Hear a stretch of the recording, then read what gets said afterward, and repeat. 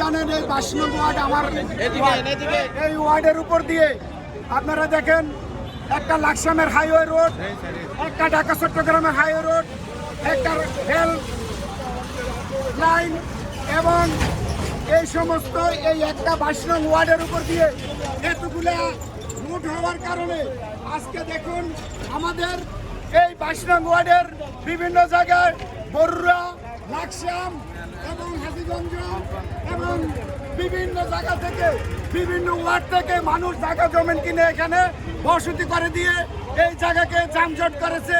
এই যানজটের কারণে আসলে অনেক গাড়ি ঘোড়া চলে এবং এখান দিয়ে দেখা যায় নিত্য প্রয়োজনীয় মানুষ বাজার হাট করার জন্য বিভিন্ন সময় অটোরিকশা, সিএনজি এবং দেখা যায় মোটর সাইকেল এবং বিভিন্ন ভ্যান গাড়ি এই হাইওয়ে রাস্তাতে যাওয়ার কারণে আমাদের এখানে দৈনন্দিন অ্যাক্সিডেন্ট হয়।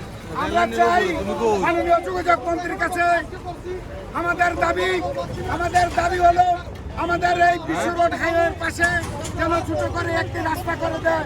এই রাস্তা দিয়ে যেন আমাদের এই এলাকার মানুষ চলাচল করতে পারে, কারণ এই এলাকা এই বিশ্ব রোড এটা হওয়ার আগে কিন্তু আমাদের এই বিশ্ব রোডে নতুন করে যত বিশ্ব রোড হয়েছে আমাদের এই গ্রামবাসীরা চলাচলে অনেক বিঘ্ন করছে।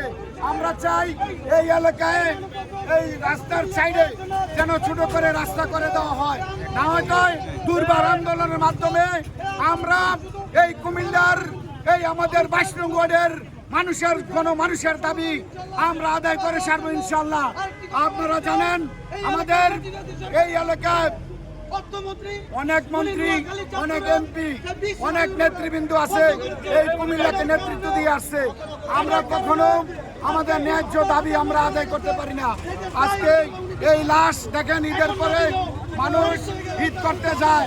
আমরা দেখেছি বাসে মানুষের এই বাসের ভিতরে আমরা দেখেছি মানুষের বিরিয়ানি পরে রয়েছে, আমরা দেখেছি মানুষের ঈদের জামা কাপড় পরে রয়েছে, কিন্তু এই মানুষের আহাজারি যাদের স্বজন হারিয়েছে তারা জানে স্বজনের বেদনা কি, যারা বাপ হারিয়েছে তারা জানে বাপের মর্ম কি, যারা মা হারিয়েছে তারা জানে মায়ের মর্ম কি, যারা ভাই হারিয়েছে তারা জানে ভাইয়ের মর্ম কি, যারা স্বজন হারিয়েছে তারা আত্মনাদ, তাদের চিৎকার আপনাদের গানে যদি না যায় আসমান কাঁপে উঠবে। আপনারা জানেন স্বজন হারার বেদনা কি। আজকে এই স্বজন হারার বেদনা, আজকে এই বেদনা এই শুধু কুমিল্লাবাসী নয়, সারা বাঙালি জাতির বেদনা।